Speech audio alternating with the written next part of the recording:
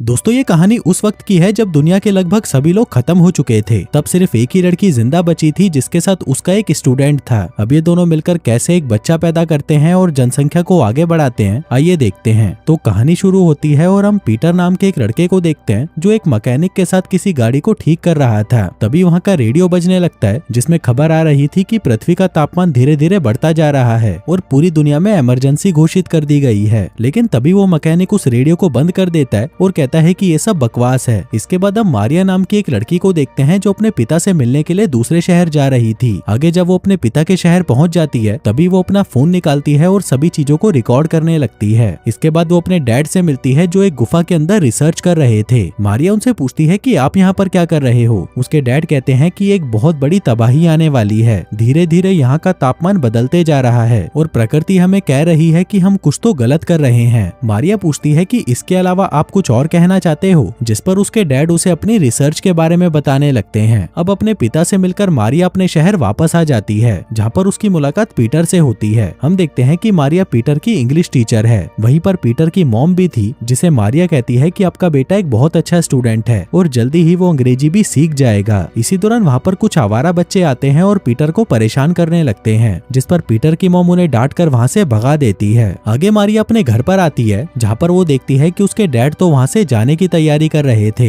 वो कहते हैं कि मैं यहाँ से बार्सिलोना जा रहा हूँ। वहीं मारिया उन्हें रोकने की बहुत कोशिश करती है लेकिन उसके डैड उसकी एक नहीं सुनते और वहाँ से चले जाते हैं। दूसरी तरफ हम पीटर को देखते हैं जिसे उन बदमाश बच्चों ने दबोच लिया था। वो उसे उठाकर तालाब में फेंकने वाले थे कि तभी मारिया वहाँ से गुजर रही थी और वो उन्हें देख लेती है। वो पीटर को बचाने के लिए भागने लगती है लेकिन तब तक वो उसे तालाब में फेंक चुके थे। तभी मारिया उसे बचाने के लिए तालाब में कूद जाती है। हम देखते हैं कि पीटर धीरे धीरे गहराई में जाने लगता है और मारिया भी उसके पीछे पीछे जाती है। वहीं बाहर बहुत तेज बिजली कड़क रही थी जिसे रेड स्टॉर्म कहा जाता है। ये बिजली जमीन के साथ साथ पानी पर भी गिरने लगती है, लेकिन पीटर और मारिया पानी में बहुत नीचे थे तो उन्हें इसका पता नहीं चलता। कुछ देर बाद जब मारिया पीटर को बचाकर ऊपर लेकर आती है तो वो देखती है कि पूरा आसमान लाल हो चुका है, साथ ही एक बहुत तेज तूफान आ रहा है जिसने लगभग सभी चीजों को खत्म कर दिया है। आगे मारिया पीटर को होश में लाती है और ये लोग देखते हैं कि हर जगह पर बिजली गिर रही थी। इसके बाद ये दोनों शहर की तरफ बढ़ने लगते हैं, लेकिन वहाँ आने के बाद भी ये देखते हैं कि पूरा का पूरा शहर तबाह हो चुका है और वहाँ पर रहने वाले सभी लोग मारे जा चुके हैं। तभी पीटर वहाँ पर अपनी मॉम को ढूंढने लगता है और तभी वो देखता है कि उसकी माँ की लाश एक मलबे के नीचे दबी पड़ी है। ये देखकर पीटर बहुत रोता है। फिर मारिया जैसे ही उसे पकड़कर पीछे खींचती है तभी वहाँ पर एक जोर का ब्लास्ट होता है। अब मारिया को तो पता था कि शहर में कुछ नहीं बचा, इसलिए वो पीटर को लेकर अपने पिता की बनाई हुई गुफा में आ जाती है। आगे वो पीटर को कुछ कपड़े और कंबल देती है, जिसके बाद वो दोनों वहीं पर सो जाते हैं। अगली सुबह वो दोनों गुफा से बाहर निकलते हैं और चलना शुरू कर देते हैं। आगे मारिया अपने घर पर आती है और देखती है कि उसका घर तबाह हो चुका है। जिसके बाद वो अपने फार्म हाउस में आती है और अपना फोन निकालकर अपने डैड को कांटेक्ट करने की कोशिश करती है, लेकिन उसका फोन काम नहीं कर रहा था। तभी वो पीटर से कहती है कि तुम रेडियो चेक करो और वो खुद भी लैपटॉप चेक करने लगती है, लेकिन उसके लैपटॉप में चार्ज नहीं होता। आगे वो सोलर चार्जर से अपने फोन को चार्ज करती है और अपने डैड को फोन लगाने की कोशिश करती है, लेकिन उसके डैड फोन नहीं उठाते। अब मारिया को कुछ भी समझ नहीं आ रहा था कि वो क्या करे। आगे वो दोनों पूरे शहर में घूमने लगते हैं, लेकिन उन्हें वहाँ पर कोई नजर नहीं आता। तभी पीटर एक पुलिस कार के पास जाता है और उसकी डिक्की में से एक बंदूक निकालता है, पर तभी मारिया वहाँ पर आकर उसे वापस रख देती है और कहती है कि अब हम बार्सिलोना जा रहे हैं। तभी मारिया की नजर एक स्कूटर पर पड़ती है और वो उसे स्टार्ट करने की कोशिश करने लगती है, लेकिन तभी वो एक पत्थर से टकराकर नीचे गिर जाती है और उसके पेट पर चोट लग जाती है। आगे ये दोनों वापस मारिया के घर आ जाते हैं जहाँ पर मारिया अपनी चोट पर पट्टी करती है। जिसके बाद वो फोन निकालकर रिकॉर्ड करने लगती है। वो बताती है कि पूरी दुनिया तबाह हो चुकी है और बस मैं और पीटर ही जिंदा बचे हैं। आगे वो अपने डैड की डायरी पढ़ने लगती है, जिसको पढ़ने के बाद उसे एहसास होता है कि उसके डैड बिल्कुल सही कह रहे थे। हम इंसानों ने प्रकृति के साथ जो किया है उसका बदला प्रकृति अब हमारे साथ ले रही है। मारिया अपने फोन में ये सारी बातें रिकॉर्ड कर रही थी। वो कहती है कि यहाँ पर हमारी मदद करने के लिए कोई भी नहीं है। जिसके बाद वो सब कुछ बंद करके सो जाती है। फिर रात को पीटर उसके पास आता है और देखता है कि मारिया की हालत धीरे धीरे खराब हो रही है। वो उससे बात करने की कोशिश करता है, लेकिन मारिया उसे कोई जवाब नहीं देती। तभी वो उसकी चोट को देखता है और ये देखते ही उसे पता चल जाता है कि मारिया को इन्फेक्शन हुआ है। तभी मारिया कहती है कि मुझे एंटीबायोटिक्स चाहिए। पीटर कहता है कि मैं अभी लेकर आता हूँ, लेकिन मारिया उसे अकेले बाहर जाने से मना कर देती है और कहती है कि मैं सुबह खुद ले आऊंगी, जो कहकर वो सो जाती है। लेकिन पीटर फिर भी बाहर आ जाता है और एंटीबायोटिक्स लाने के लिए निकल पड़ता है। पीटर बहुत डरा हुआ था क्योंकि वो कभी भी अकेला कहीं नहीं नहीं गया था, लेकिन मारिया की जान बचाने के लिए उसे ये करना पड़ता है। अगली सुबह हम देखते हैं कि पीटर वो दवाई लेकर आ जाता है और उस इंजेक्शन को मारिया को लगाकर उसे वो दवाई लगा देता है। इसके बाद वो बाहर आकर अपने टूटे हुए घर को देखने लगता है जहाँ पर वो अपनी मॉम के साथ रहता था। आगे वो गैरेज में जाकर उस ट्रैक्टर को देखने लगता है जिसको वो लोग ठीक करने की कोशिश कर रहे थे। वहीं मारिया की आंख खुलती है और वो देखती है कि उसका जख्म ठीक हो चुका है। तभी पीटर उसके पास आता है और उसे गले लगा लेता है, कहता है कि शुक्र है आप ठीक हो गई। रात को फिर से मारिया वीडियो रिकॉर्डिंग ऑन करती है और कहती है कि मुझे कैसे भी करके बार्सिलोना जाना है। फिर अगली सुबह जब पीटर की आंख खुलती है तो वो देखता है कि मारिया वहाँ से गायब थी। तभी उसकी नजर उसकी बेडशीट पर पड़ती है जिस पर खून लगा हुआ था। यह देखकर पीटर डर जाता है, उसे लगता है कि शायद मारिया के साथ कुछ बुरा हुआ है। तभी वो साइकिल लेकर उसे इधर उधर ढूंढने लग जाता है और कुछ देर बाद उसे मारिया वहाँ पर मिल जाती है। पीटर उसे पूछता है कि तुम ठीक तो हो, जिस पर मारिया कहती है कि हाँ, मुझे क्या हुआ। तभी पीटर की नजर मारिया की थाइस पर पड़ती है। वो देखता है कि वहाँ पर खून लगा हुआ था। पीटर कहता है कि मुझे नहीं लगता कि तुम ठीक हो, तुम्हारे नीचे से तो खून निकल रहा है। तभी मारिया हंसते हुए उसे कहती है कि मेरे पीरियड्स चल रहे हैं। पीटर पूछता है कि ये पीरियड्स क्या होते हैं। मारिया कहती है कि जब लड़कियां जवान हो जाती हैं तो उनके नीचे से महीने में एक बार खून आता है और हम इसको पीरियड्स कहते हैं। पीटर कहता है कि अच्छा, मतलब अब तुम बच्चा पैदा करने के लिए तैयार हो। मारिया कहती है कि हाँ। पीटर कहता है कि क्या तुम्हें बच्चे चाहिए, जो कहकर वो उसे छूने की कोशिश करता है, पर तभी मारिया उसे रोकते हुए कहती है कि तुम्हें ऐसा नहीं करना चाहिए। जिसके बाद वो दोनों वापस आ जाते हैं। फिर एक दिन हम पीटर को देखते हैं जो एक बंदूक चलाने की प्रैक्टिस कर रहा था, पर तभी मारिया वहाँ पर आती है और उससे पूछती है कि तुम्हें ये बंदूक कहाँ से मिली। पीटर कहता है कि पुलिस वालों की कार में से। मारिया कहती है कि इसे वापस रखाओ। पीटर कहता है कि नहीं, इस धरती पर सिर्फ मैं ही अकेला लड़का बचा हूँ और मुझे तुम्हारी रक्षा करनी है, जो कहकर वो वहाँ से चला जाता है। अब देखते ही देखते 3 महीनों का वक्त बीत जाता है और अब मारिया समझ चुकी थी कि उन दोनों के अलावा यहाँ पर और कोई भी नहीं बचा, इसलिए अब इन दोनों को अपनी देखभाल खुद ही करनी होगी। आगे मारिया अपने डैड की डायरी पढ़कर सीखती है कि उसे पौधे कैसे उगाने हैं और अपने खाने पीने का इंतजाम किस तरह करना है। साथ ही वो ये सब चीजें अपने फोन में रिकॉर्ड भी कर रही थी। अब देखते ही देखते काफी साल बीत जाते हैं और हम देखते हैं कि पीटर अब जवान हो चुका है और उसने अपनी बॉडी भी बढ़िया बना ली है, जिसको देखकर मारिया भी अब उसकी तरफ अट्रैक्ट होने लगती है। लेकिन फिर वो जैसे तैसे करके खुद पर कंट्रोल कर लेती है। उधर पीटर तो हमेशा से ही मारिया को पसंद करता था, लेकिन उसमें इतनी हिम्मत नहीं थी कि वो इस बारे में उससे बात कर सके। फिर एक दिन मारिया पौधों को पानी दे रही थी तो वहाँ पर पीटर भी होता है जो दूरबीन से इधर उधर देख रहा था। तभी मारिया वहाँ पर कपड़े बदलने लगती है, जिसको पीटर भी देख लेता है और मारिया का शरीर देखकर वो उसकी तरफ अट्रैक्ट होने लगता है। वहीं मारिया भी कुछ कम नहीं थी, वो जब भी कोई काम करती तभी वो अपनी मदद के लिए पीटर को वहाँ पर बुला लेती।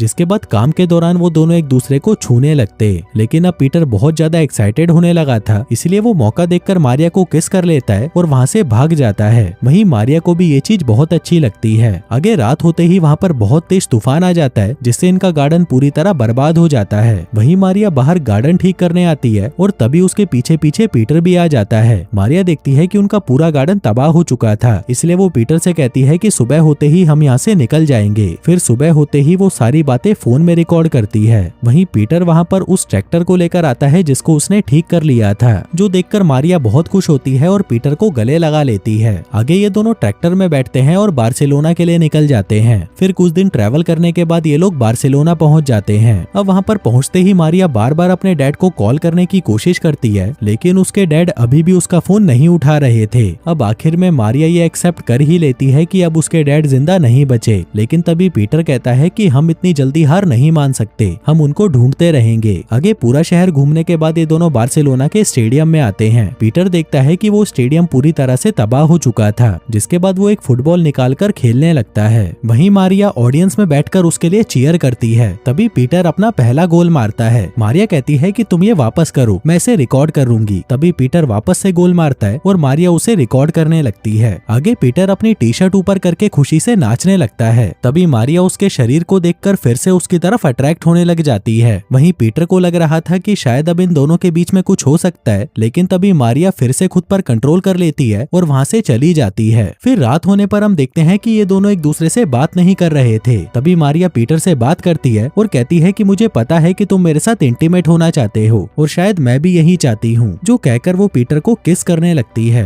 वहीं पीटर भी अब फॉर्म में आ चुका था, जिसके बाद वो भी उसके साथ इंटीमेट होने लगता है। अब उस रात के बाद से ये दोनों रिलेशनशिप में आ जाते हैं और खुशी खुशी साथ में रहने लगते हैं। आगे समय बीतता है और ये दोनों समुद्र के किनारे एक घर बनाते हैं और वहीं पर अपना जीवन बिताने लगते हैं। फिर एक दिन मारिया पीटर से कहती है कि वो उसके बच्चे की माँ बनने वाली है, जो सुनकर पीटर भी बहुत ज्यादा खुश हो जाता है। आगे मारिया लाइब्रेरी से चाइल्ड बर्थ की कुछ किताबें लाती है ताकि उसे पता चल सके कि बच्चे को पैदा कैसे करना है। उधर पीटर अपने होने वाले बच्चे के लिए बहुत सारे खिलौने लाता है। फिर एक रात जब मारिया अपने डैड की डायरी पढ़ रही थी, तभी उसके पेट में दर्द होने लगता है। वो उठकर पीटर के पास जाती है और कहती है कि मेरा लेबर पेन शुरू हो गया है। तभी पीटर उसे आराम से टेबल पर लिटाता है, जिसके बाद वो दोनों मिलकर बच्चे की डिलीवरी करते हैं। हम देखते हैं कि मारिया को एक बेटा होता है, जिसका नाम वो लोग काई रखते हैं। अब बच्चा होने पर वो दोनों बहुत खुश थे और दिन रात सिर्फ उसी के साथ रहते थे। फिर ऐसे ही एक दिन मारिया को समुद्र के अंदर एक बोट दिखाई देती है और मारिया उसको देखकर चिल्लाने लगती है। उसे लग रहा था कि शायद उस बोट में कोई हो सकता है। वो पीटर को वहाँ पर बुलाती है, लेकिन उस बोट को देखने के बाद पीटर कहता है कि हमें किसी की जरूरत नहीं, हम दोनों साथ में बहुत खुश हैं। लेकिन मारिया उसकी नहीं सुनती। उसे लग रहा था कि शायद बोट में उसके डैड हो सकते हैं। तभी वो समुद्र के किनारे पर एक आदमी को देखती है। उसे लगता है कि शायद ये उसके डैड हैं, लेकिन देखने पर वो आदमी कोई और ही होता है। आगे जब उस आदमी को होश आता है तो वो बताता है कि मेरा नाम जिमी है। मुझे तो लग रहा था कि मैं यहाँ पर अकेला ही हूँ, लेकिन तुम दोनों को देखकर मुझे बहुत खुशी हो रही है। वो कहता है कि मैं एक आइलैंड पर रह रहा था और जब भी मुझे मौका मिलता मैं अपनी बोट लेकर दूसरे लोगों को ढूंढने निकल जाता। अब तुम लोग मिल गए तो मैं खुशी खुशी वापस जा सकता हूँ। पर तभी मारिया कहती है कि तुम चाहो तो हमारे साथ भी रह सकते हो, लेकिन पीटर को ये बात अच्छी नहीं लगती।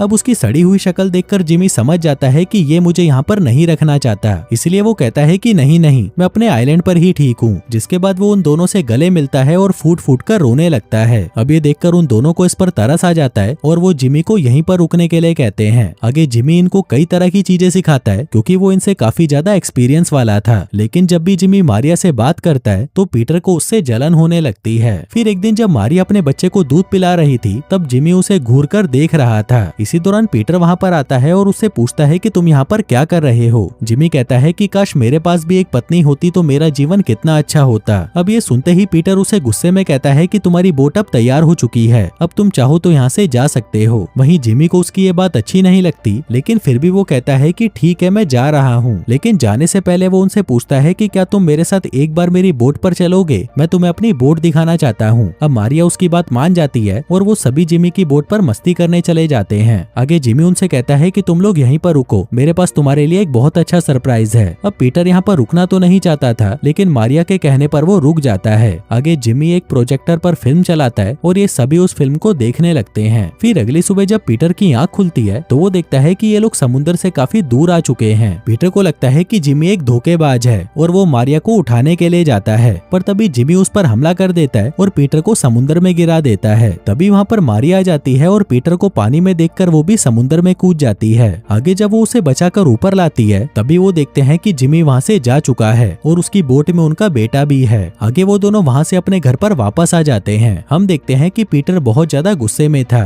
उन लोगों को ये तक नहीं पता था कि जिमी उनके बच्चे को लेकर कहाँ गया होगा। जिसके बाद ये दोनों पता लगाने लगते हैं कि जिमी कौन से आइलैंड पर रहता है। आगे पीटर अपनी एक पुरानी बोट को ठीक करने लगता है। तभी मारिया वहाँ पर आती है और कहती है कि जिमी अपने साथ शहद लेकर आया था, इसलिए हमें ऐसे आइलैंड का पता लगाना होगा जहाँ पर शहद ज्यादा होती है। जिसके बाद मारिया काफी सारी किताबों को पढ़ती है और फाइनली उसे उस आइलैंड का पता चल जाता है। अब ये लोग अपने बच्चे को लाने के लिए निकल पड़ते हैं और काफी दिनों के सफर के बाद ये लोग उस आइलैंड पर पहुंच जाते हैं। हम देखते हैं कि पीटर अपने साथ एक बंदूक भी लाया था। आगे ये लोग उस आइलैंड पर आते हैं जहाँ पर उन्हें काई के रोने की आवाज सुनाई देती है। वो दोनों छुपकर देखते हैं कि उनका बच्चा कहाँ पर है और तभी वहाँ पर जिमी भी आ जाता है। मारिया पीटर से कहती है कि तुम इसको अभी गोली मार दो। पीटर कहता है कि मुझे नहीं लगता कि ये आदमी यहाँ पर अकेला होगा, अगर हमने इसे अभी मारा तो हम लोग भी मुसीबत में पड़ सकते हैं। वो कहता है कि मैं जिमी के पीछे जाता हूँ और तुम जाकर काई को संभालो। लेकिन मारिया जैसे ही काई के पास जाती है वो देखती है कि उन्होंने उसे एक पिंजरे में बंद कर रखा था। मारिया उस पिंजरे को खोलने की कोशिश करती है, लेकिन वो खोल नहीं पाती। उधर पीटर जिमी का पीछा कर रहा था, पर तभी वहाँ पर मारिया आती है और कहती है कि उन्होंने हमारे बच्चे को पिंजरे में बंद कर रखा है। पीटर कहता है कि तुम ये बंदूक लेकर यहीं रुको और मैं काई को निकाल कर लाता हूँ। लेकिन तभी उसे काई के रोने की आवाज सुनाई देती है तो वो पीछे मुड़ जाती है। इसी दौरान जिमी उसे पकड़ लेता है। वो मारिया पर बंदूक तान देता है और कहता है कि मैं जैसा बोलता हूँ वैसा करो। आगे वो उन दोनों को बांध देता है और उन्हें कहता है कि मैं तुम दोनों के साथ प्यार से रहना चाहता था, लेकिन तुम लोगों ने मेरी बेइज्जती करी। मारिया कहती है कि अगर तुम मुझे मेरा बच्चा वापस कर दो तो हम सभी एक साथ रह सकते हैं। अब ये सुनकर जिमी मारिया को आजाद कर देता है और उसे नीचे ले आता है। कहता है कि मैं जब जब कहूँ तुम्हें अपने बच्चे को रुलाना होगा, क्योंकि जब भी ये बच्चा रोता है तो मुझे बहुत अच्छा लगता है। जो कहकर वो मारिया को पिंजरे की चाबी दे देता है। आगे मारिया काई को बाहर निकालती है और उसे दूध पिलाने लगती है। वहीं जिमी भी मारिया को देखने लगता है। इसके बाद वो पीटर को देखने ऊपर आता है, पर तभी पीछे से मारिया काई को लेकर भाग जाती है। लेकिन जिमी उस पर ज्यादा ध्यान नहीं देता और पीटर को टॉर्चर करने लगता है। आगे जब पीटर बेहोश हो जाता है तब जिमी मारिया के पीछे जाता है। उसे बच्चे के रोने की आवाज आ रही थी तो वो उस आवाज के पीछे भागता है, लेकिन वहाँ पहुंचकर वो देखता है कि मारिया ने उसे पागल बना दिया था।